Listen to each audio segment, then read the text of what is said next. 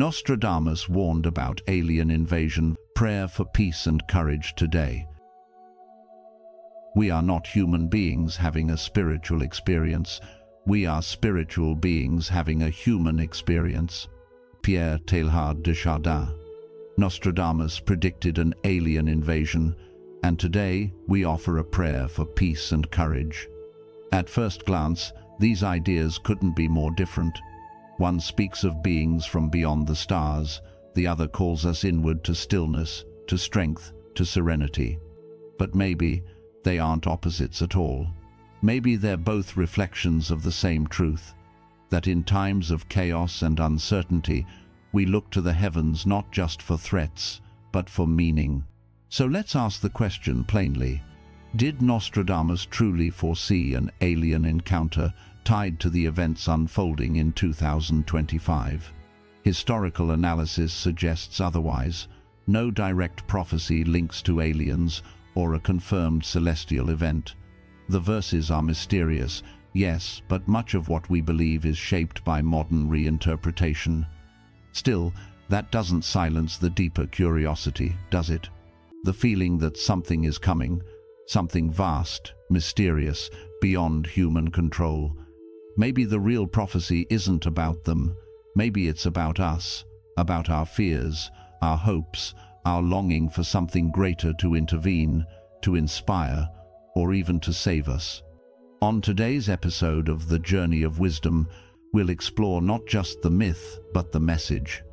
A message about the human soul, the collective anxiety we're carrying, and the kind of courage we need now more than ever. This isn't just a story about an old prediction. It's a call to awaken, to find peace in the unknown and strength in the unseen. Let's begin.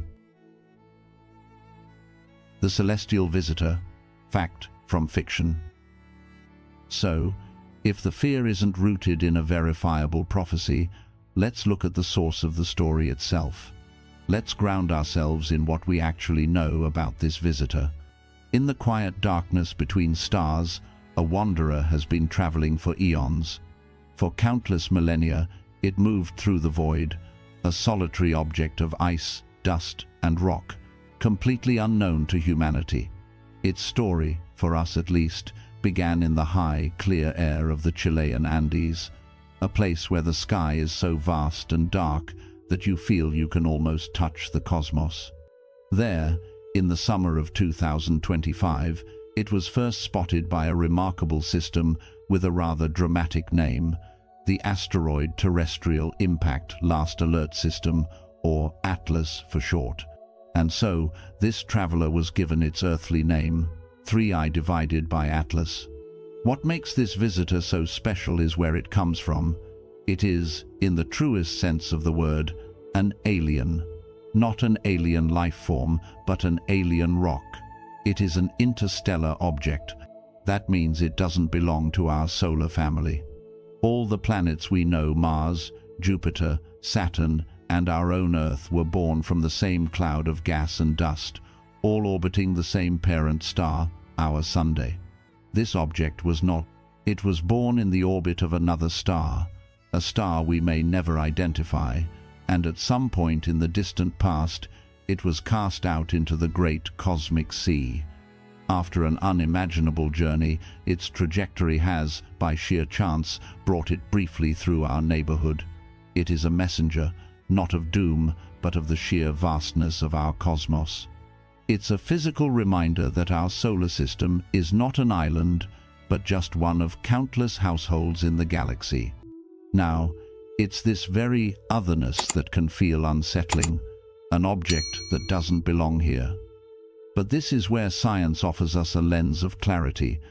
NASA has assured us that this celestial visitor poses no physical threat. Its path has been carefully calculated. It will pass harmlessly through our solar system, millions of miles from Earth, before the sun's gravity slingshots it back out into the interstellar darkness to continue its endless journey. Its trajectory is known, its nature understood as a comet of ice and rock. The fear, therefore, does not originate from the object itself, but from the stories we tell about it. And to understand those stories, it helps to know that 3I divided by Atlas is not the first of its kind to visit us. We are living in a remarkable time where our technology has finally allowed us to spot these faint travelers. Back in 2017, the first one arrived. It was named Oumuamua, a Hawaiian word meaning a messenger from afar arriving first. And Oumuamua was truly strange.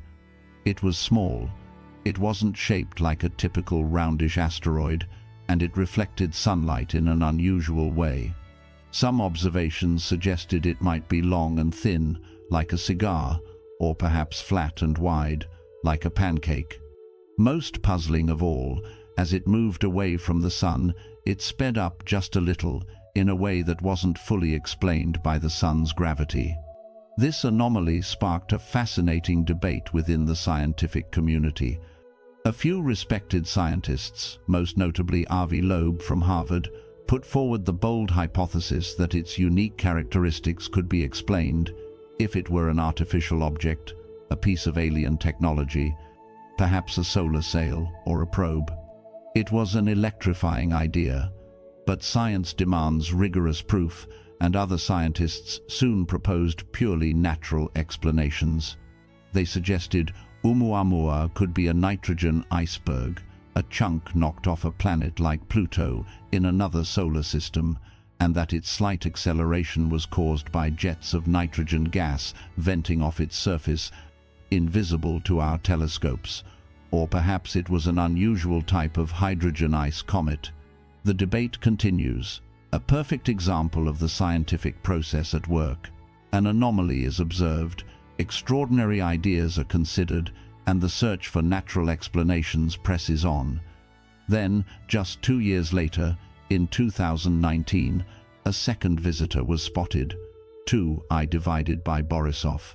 Unlike Oumuamua, Borisov behaved exactly like a comet. It had a visible tail of gas and dust, and its path was perfectly predictable. It was undeniably natural. And that brings us to 3I divided by Atlas, the third confirmed visitor.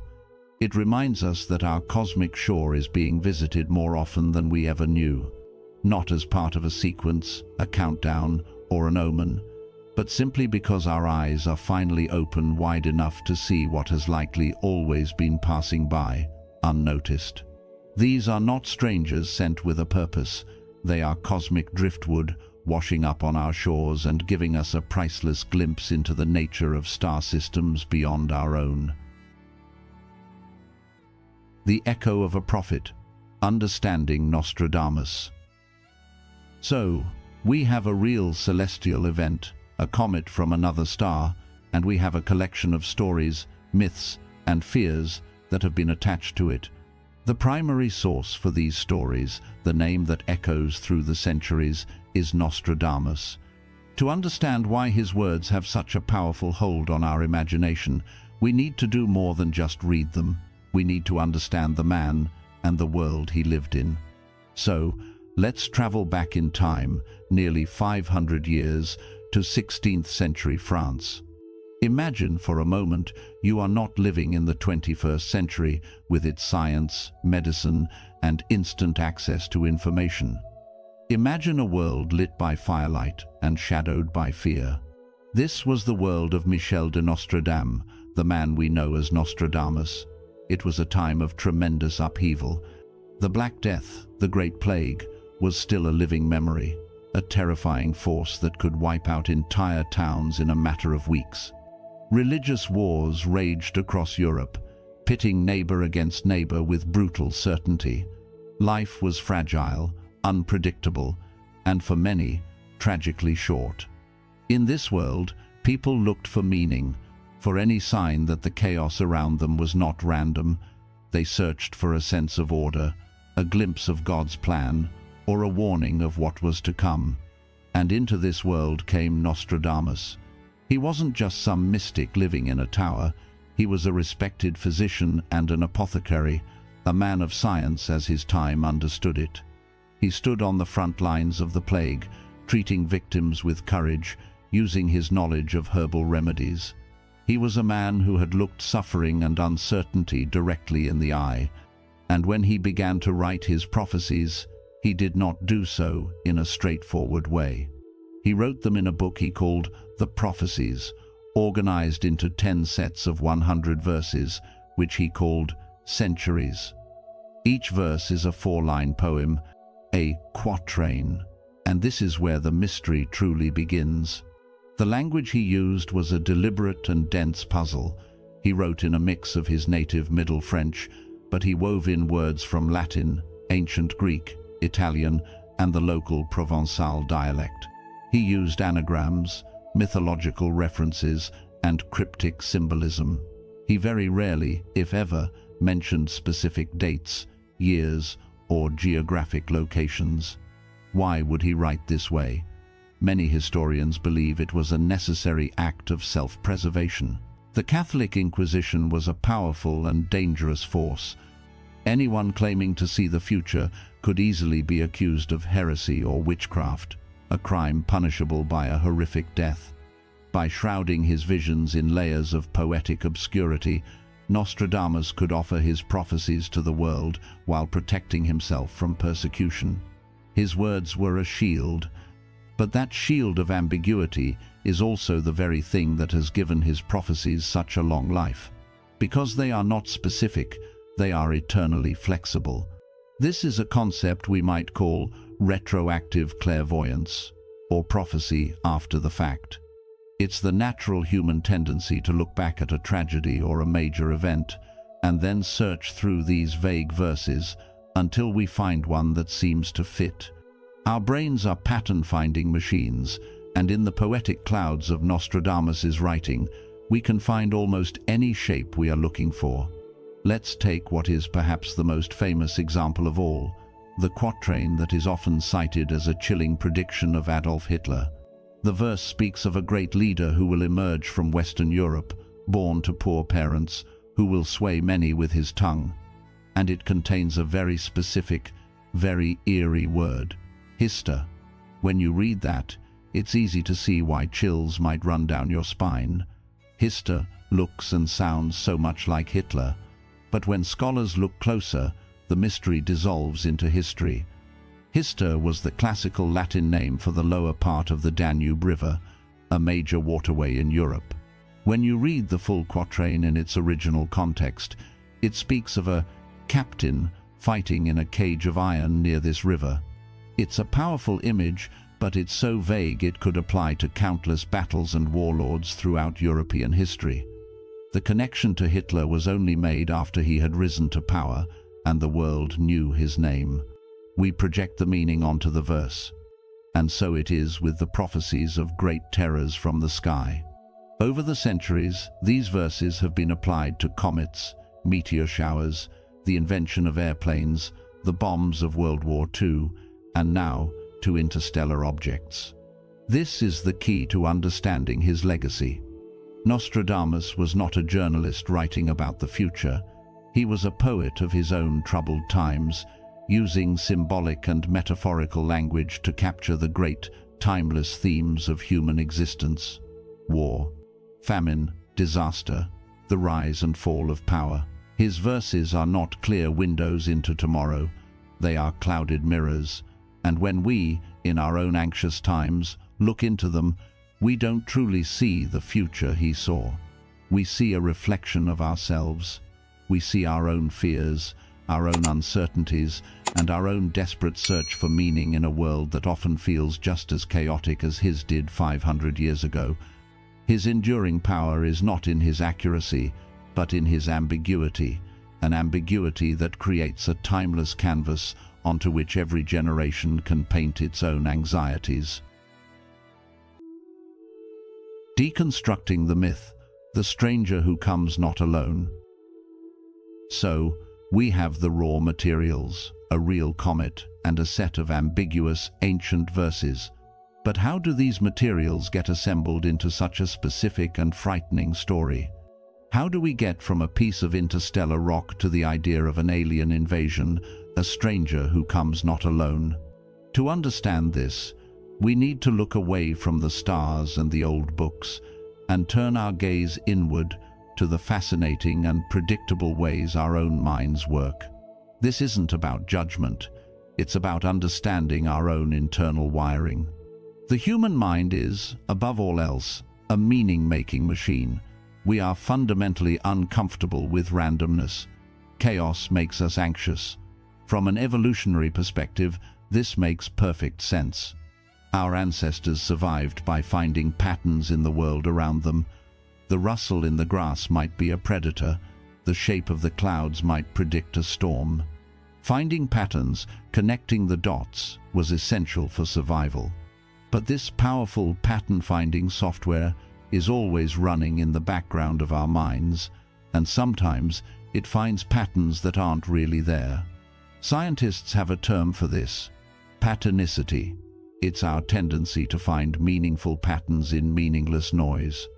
So, when we are presented with a series of events, 3 interstellar visitors in less than a decade, after millennia of seeing none, it is entirely natural for our minds to resist the idea of coincidence.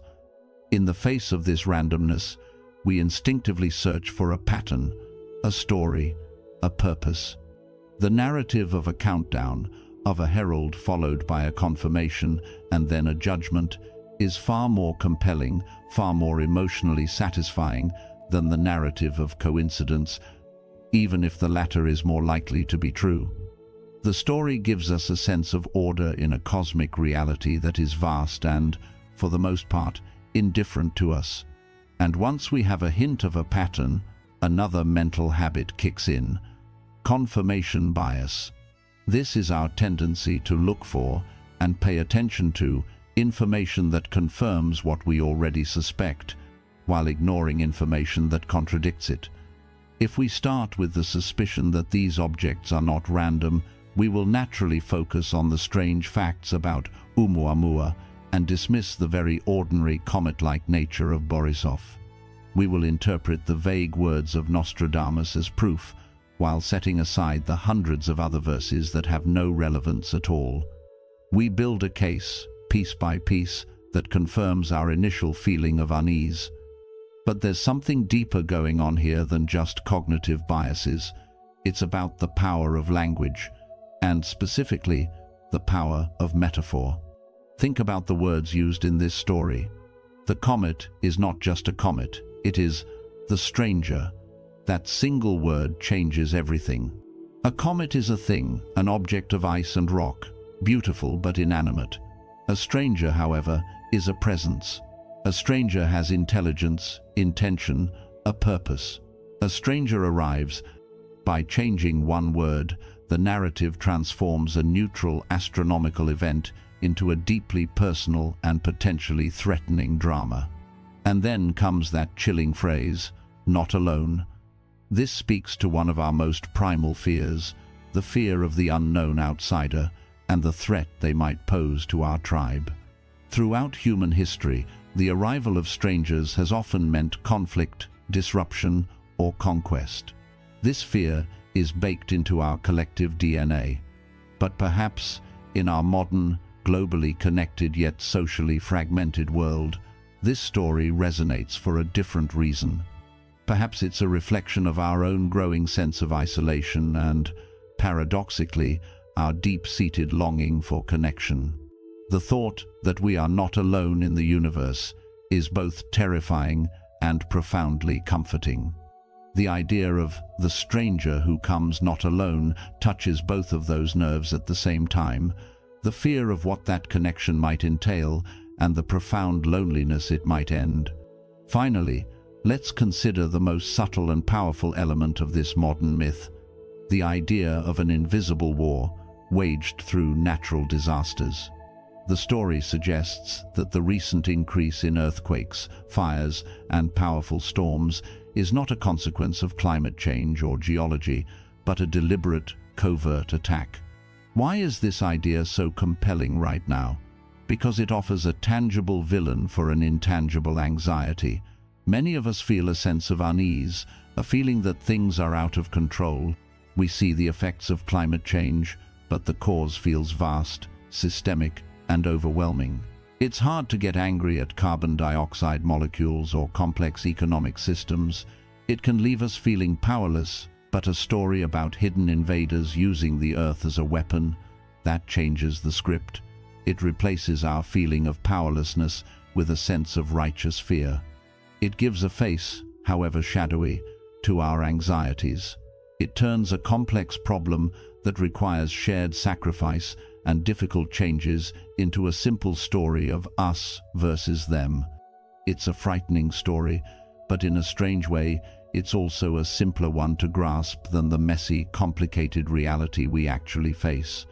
It's not a conscious choice, but a psychological coping mechanism, a way of turning a bewildering threat into a more familiar, albeit terrifying, one. The true invasion, a look within. And so, this brings us to the very heart of our conversation.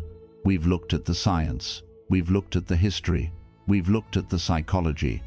And what we find is that the story of an alien invasion in 2025, for all its cosmic drama, is a profoundly human story. It's a story about us, and this leads to a final, crucial turn in our thinking. Let's, for a moment, accept the language of the prophecy. Let's accept the premise that we are, indeed, in the midst of an invasion. But let's ask a different question. What if we've been looking in the wrong direction?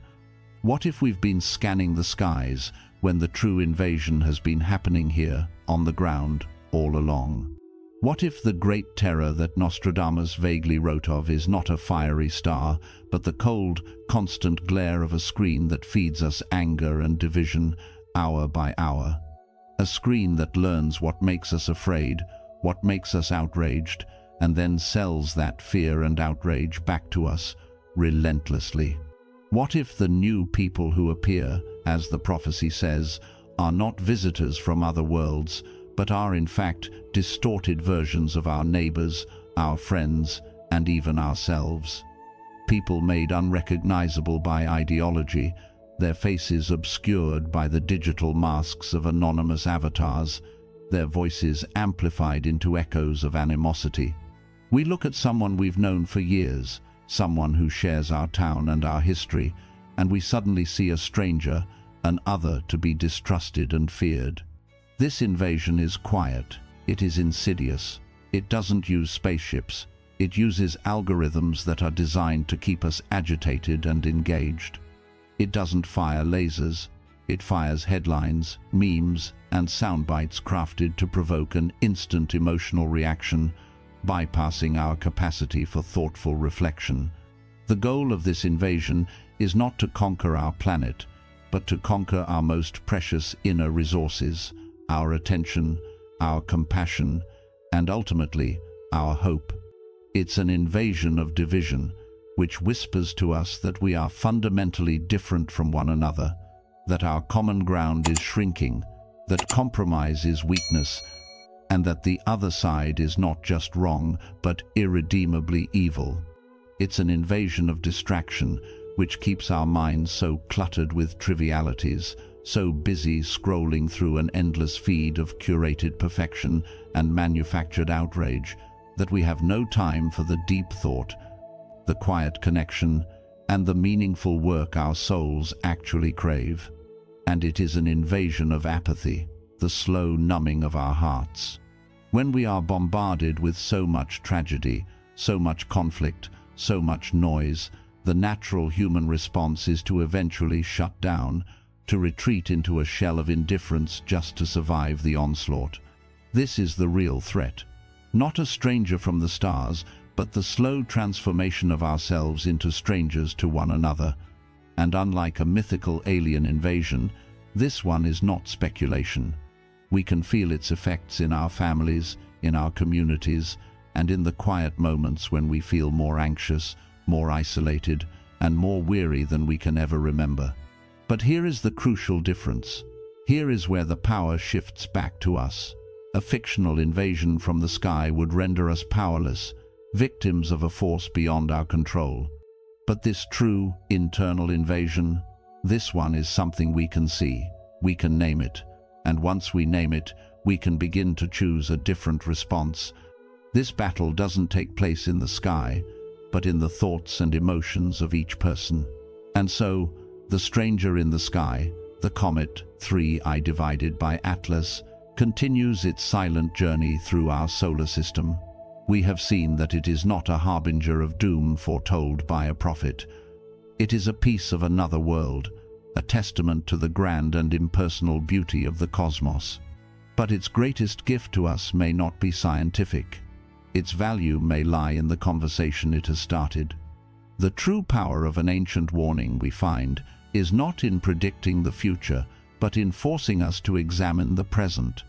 The comet holds up a mirror to humanity in 2025, and what we see in that reflection is entirely up to us.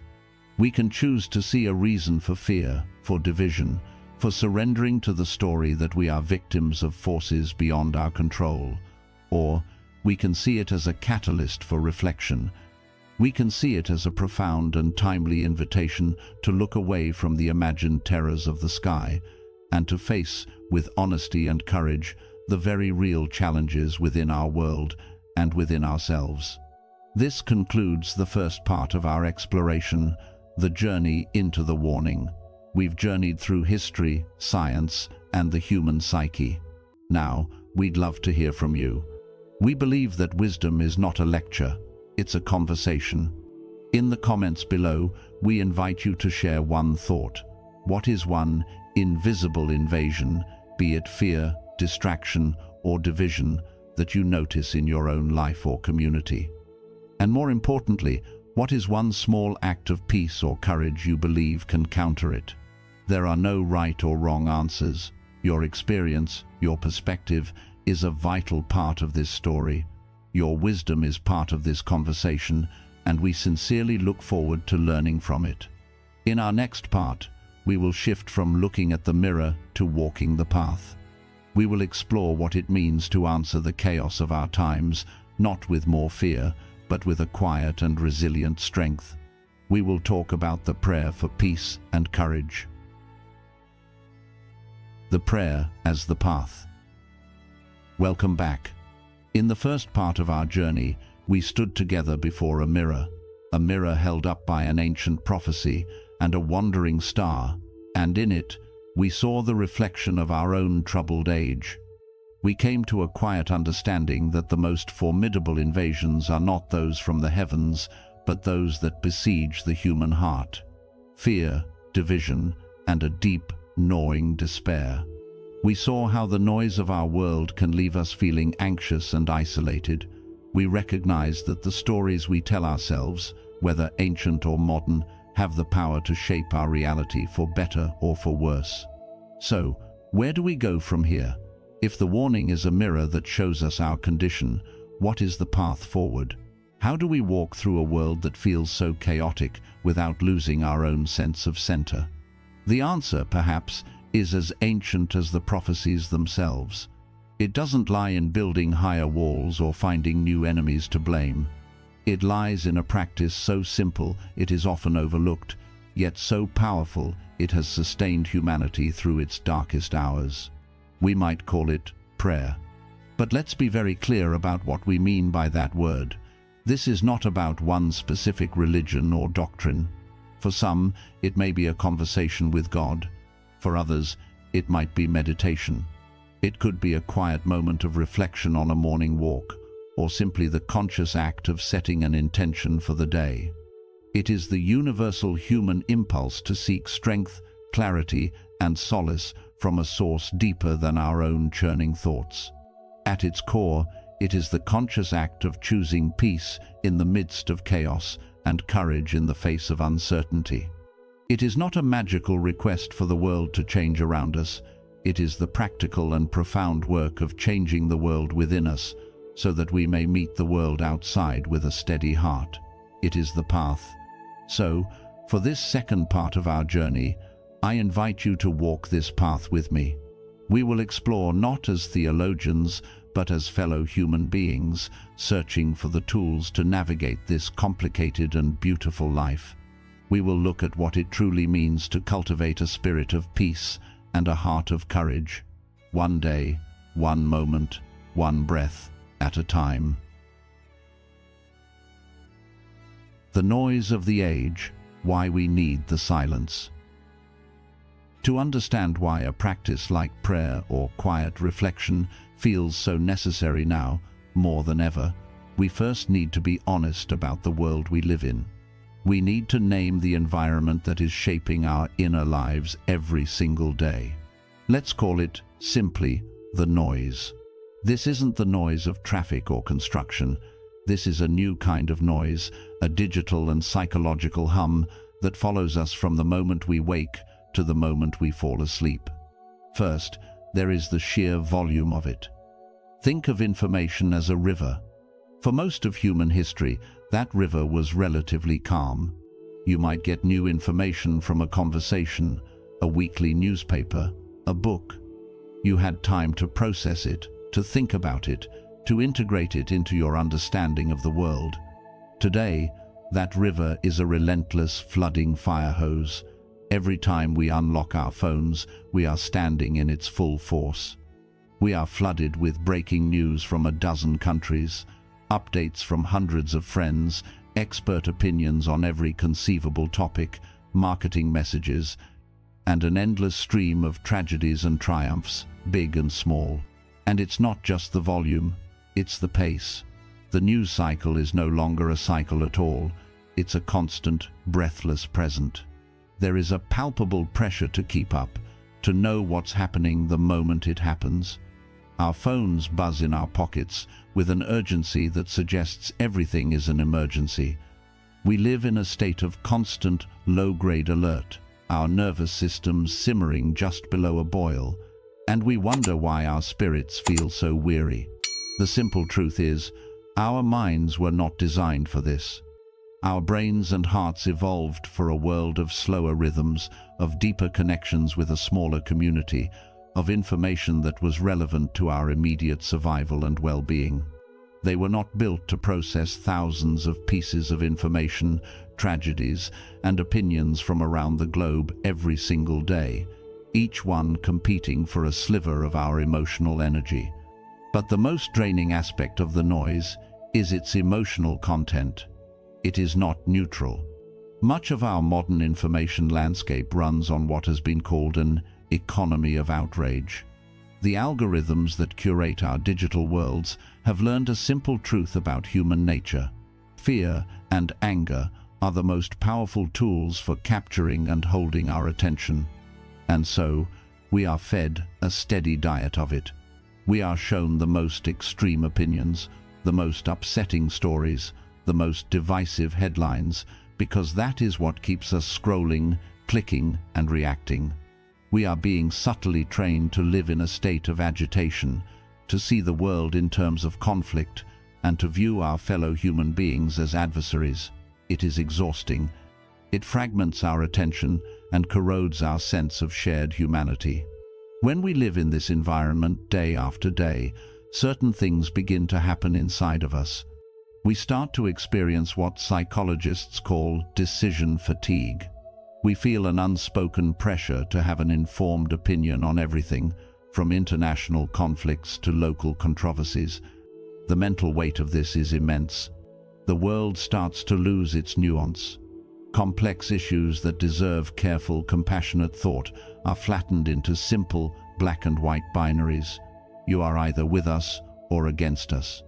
Good or evil, right or wrong. This erodes our capacity for empathy and critical thinking. And finally, we can experience a kind of spiritual burnout, a deep weariness of the soul. If you have ever felt this, if you have ever felt overwhelmed, cynical, or just plain tired of it all, please hear this. You are not broken. You are not failing. You are a human being having a perfectly natural reaction to an unnatural environment. This is why we need silence. And by silence, I don't just mean the absence of sound. I mean the absence of input, a sacred pause in the relentless flow of information. A prayer for peace, in this context, is not an escape from the world. It is an act of defiance. It is a quiet rebellion against the forces that want to keep us anxious and divided. It is the deliberate choice to unplug from the noise, not to become ignorant, but to become clear. It is the act of carving out a small, protected space in our day where we can let the sediment of the world settle, so we can see to the bottom of our own hearts again. It is in this cultivated silence that we can finally hear our own wisdom again, the quiet, steady voice beneath the clamor of opinions, the voice that knows what is truly important. This silence is not empty. It is full. It is the necessary ground from which all true peace and courage can grow. Cultivating peace, an inner sanctuary. So, we've named the noise. We've recognized our deep need for silence. Now, let's walk into that silence together. Let's explore what it truly means to cultivate peace, to build a quiet sanctuary inside of ourselves that no amount of external chaos can demolish. What is this peace we're seeking? It's not a state of blissful ignorance or a life free from problems. That's a fantasy. True peace is an inner resilience. It is, as the old saying goes, not the absence of storms, but the calm center within the storm. It is the ability to stand on the shore of your own being, watch the waves of thought and emotion rise and fall, and know that you are not the waves, you are the shore. This kind of peace is built, one small practice at a time, and it begins in a place we often overlook, the landscape of our own minds. So, the first movement in a prayer for peace is a prayer for peace from judgment. A prayer for peace begins with a ceasefire in our own minds. It is the gentle request to lay down the weapons of self-criticism and judgment. Most of us have a relentless inner critic, a voice that is constantly narrating our failures, pointing out our flaws, and comparing us to others. This voice is the single greatest enemy of our inner peace. To cultivate peace is to learn to soften that voice, to thank it for trying to protect us, and then to kindly ask it to step aside. It is to grant ourselves the same grace we might offer a dear friend who is struggling. Imagine speaking to yourself with that same warmth, that same patience, that same unconditional support. This is not selfish. It is the necessary foundation for everything else. And this peace from judgment must also extend outward. In a world that encourages us to form instant opinions, a prayer for peace is a commitment to curiosity. It is the quiet intention to listen more than we speak, to seek to understand before we seek to be understood. It's the humble recognition that every single person we meet is fighting a hard battle we know nothing about. To offer them the gift of non-judgment, to see the shared humanity beneath their opinions or beliefs, is one of the most powerful acts of peacemaking available to us. The second movement in a prayer for peace is a prayer for peace from worry. So much of our mental energy is spent in two places we cannot live, the past and the future. We replay old regrets, or we rehearse future catastrophes. Our minds are constantly time-traveling, leaving the only moment we ever truly have, the present. The ancient Stoic philosophers taught a powerful lesson about this. They encouraged us to draw a clear line between what is within our control and what is not. The vast majority of what we worry about, the global economy, the actions of others, the unpredictable turns of life, lies outside of that circle of control. To pray for peace is to consciously practice letting go of our grip on what we cannot change. It is to say, I will do what I can with what I have, right where I am, and the rest I will release. This isn't about apathy. It's about wisdom. It's about conserving our precious energy for the things we can influence, our own responses, our own actions, our own attitudes. One of the simplest ways to practice this is through the act of gratitude. Worry pulls us into a future of scarcity and fear. Gratitude anchors us in the present moment of abundance. Taking just 60 seconds in the morning to name 3 simple things you are grateful for: the warmth of your coffee cup, the light coming through the window, the sound of a loved one's voice, can fundamentally shift your entire day, from a mindset of anxiety to one of quiet appreciation. And the third movement in a prayer for peace is a prayer for peace in acceptance. This is perhaps the most difficult and the most liberating. Acceptance does not mean resignation. It is not about giving up. It is about seeing reality clearly, without the filter of our desires or our fears. It is about saying yes to what island. Life will bring pain, life will bring loss, life will bring moments of profound uncertainty. To fight against this reality is to create a second layer of suffering for ourselves, the suffering of resistance. A prayer for acceptance is the gentle whisper. This is the reality of the moment. I don't have to like it, I don't have to approve of it, but for now, I will stop fighting it. I will breathe, and I will trust that I have the strength to meet this moment, just as it island. This is the work of building an inner sanctuary. It's not done in a day. It is a lifelong practice.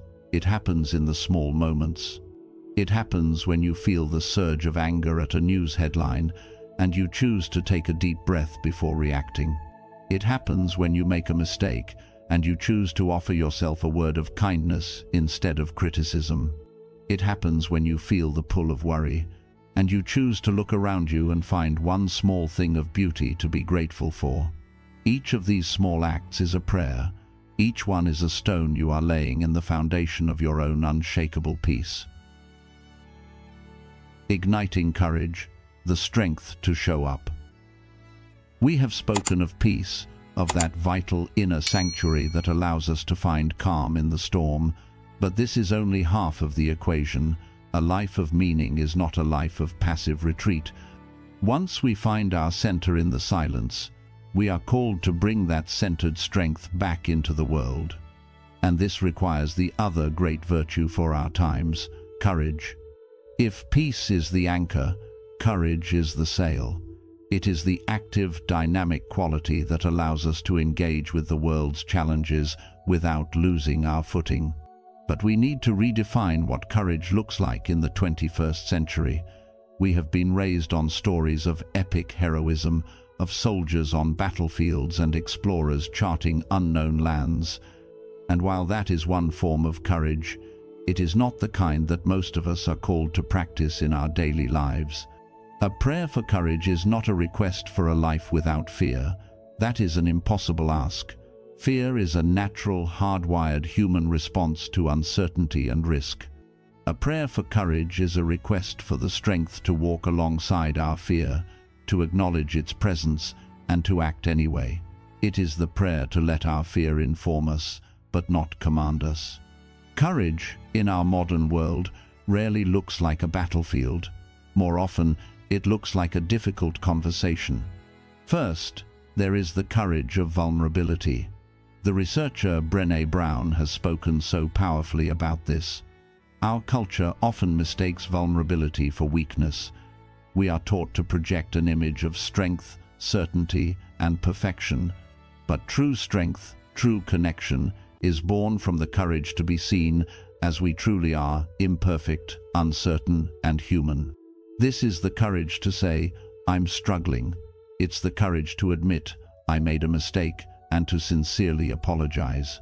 It is the courage to say, I love you first, without any guarantee of hearing it back.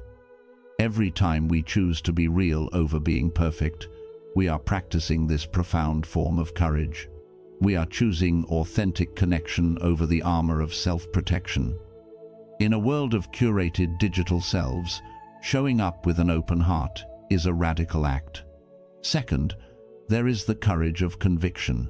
This is the strength to hold on to your own values and your own inner sense of right and wrong, especially when it's unpopular. Our world is full of social pressure, of tribal orthodoxies that demand absolute conformity. It's easy to get swept up in the current of a group's anger or a crowd's certainty. The courage of conviction is the quiet, internal strength to pause and ask, does this align with my deepest values? Is this truly what I believe? Or am I just going along to get along? It looks like choosing curiosity over condemnation when faced with a different point of view. It looks like refusing to participate in gossip or dehumanizing language, even when everyone around you is doing it.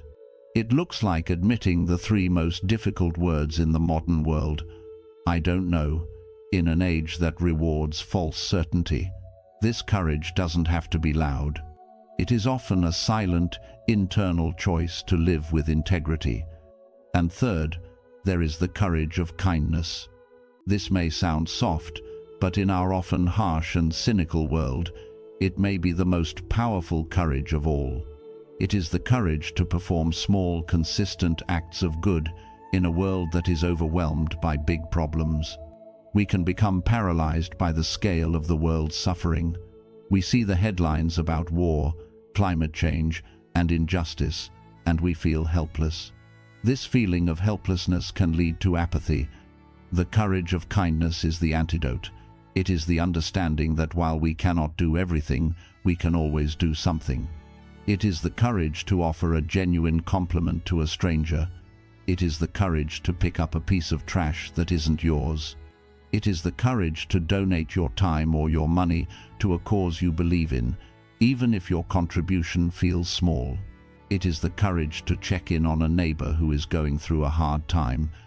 These acts may seem insignificant. They will not make the evening news, but they are not insignificant. Every single act of kindness is a vote for the kind of world we want to live in. It is a stitch that helps to reweave the frayed social fabric of our communities. It is a quiet insistence that hope is not a foolish sentiment, but a disciplined choice. This is the courage we can pray for. The courage to be vulnerable, the courage to live with integrity, and the courage to be kind. It is the prayer to be a steady light, however small, in a world that often feels dark. The daily prayer, from intention to reality.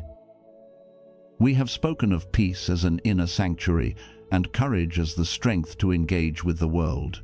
These are beautiful ideas, but if they remain only as ideas, they have little power to change our lives. The question now becomes, how do we carry these ideals from the realm of thought into the reality of our busy, complicated days? How do we translate this understanding into a tangible practice? This is where the idea of a daily prayer or a daily intention becomes so vital. It's the bridge between who we aspire to be and who we actually are, moment by moment. What follows is a simple framework. It is not a rigid script. It belongs to no single religion, and you can adapt the words to fit whatever language feels most true to your own heart and your own beliefs. The power is not in the specific words, but in the sincerity of the intention behind them. The best time to do this is at the very beginning of your day. Upon waking, before the noise of the day begins, before you reach for your phone, before you tune into the world's demands, find a moment of stillness. It need not be long. 3 to 5 minutes is a profound investment in the quality of your entire day. You can do this sitting in a chair, or on the edge of your bed, or looking out a window. Just find a place where you can be undisturbed for a few moments. Begin by simply arriving in your body. Take 1 or 2 slow, deep breaths. Feel the air coming in and feel it going out. Feel your feet on the floor. This simple act anchors you in the present moment, the only place where you have any real power. And then, in the quiet, you set your intentions. Think of it as setting the rudder of your ship before you set sail into the unpredictable waters of the day. First, set an intention for peace. You can speak these words aloud, or just think them silently. Something like this: today, may I be a sanctuary of calm for myself and for those I meet. This is a commitment to self-compassion. It's a reminder to be gentle with yourself when you make mistakes and to not get swept away by the internal storms of anxiety or anger. Then, add, may I release the need to control the uncontrollable. This is the prayer for wisdom. It's the conscious choice to focus your energy on your own circle of influence, your actions, your words, your responses, and to let go of the immense weight of trying to manage the rest of the world. It is a profound act of surrender that brings incredible freedom. Take a breath after this intention. Feel the possibility of it. Second, set an intention for courage. Again, use words that resonate with you. Perhaps something like, "Today, may I have the courage to listen with an open heart, to speak my truth with kindness, and to act with integrity." Let's break that down. To listen with an open heart is the courage of vulnerability and connection. To speak my truth with kindness is the courage of conviction, balanced with compassion. And to act with integrity is the courage to align your actions with your deepest values, even when it's difficult. And you might add one more line. May I have the courage to look for the good and to add to it in some small way. This is the courage of kindness. It is an active choice to counter the narrative of cynicism and despair by becoming a person who notices and creates moments of goodness, however small. And that's it. You take one final, deep breath, and then you begin your day. This is not a magic spell. It will not prevent challenges from arising. You will still encounter frustrating traffic, difficult colleagues, and worrying news. The point of this practice is not to create a perfect day, but to create a more centered and resilient you to meet the day as it unfolds. Think of it as a compass. Throughout the day, when you feel yourself being pulled off course by stress, anger, or fear, you can mentally come back to these intentions. You can take a single deep breath and ask yourself, what would the person who is a sanctuary of calm do right now? What would the person who acts with integrity choose in this moment? The practice reminds your soul of the direction it wishes to travel before you set sail into the day. Over time, with consistency, this simple act of beginning your day with intention can fundamentally change your experience of life. It slowly, quietly transforms you from someone who is simply reacting to the world into someone who is consciously co-creating their own inner state, and by extension, bringing a more peaceful and courageous presence to everyone they meet. And so, we have come to the end of our journey of discovery today. Nostradamus, alien invasion, prayers for peace. We see now that they were never separate stories. The prophecy of a great terror from the sky simply reveals our deep need for a great peace from within. The stranger that captures our imagination is, in the end, a timeless invitation, an invitation to become less strange to ourselves and to one another. The comet, 3I divided by Atlas, will make its silent passage through our solar system. It is a reminder to look up at the night sky, not with fear, but with a sense of wonder and awe at the grand mystery we are all a part of.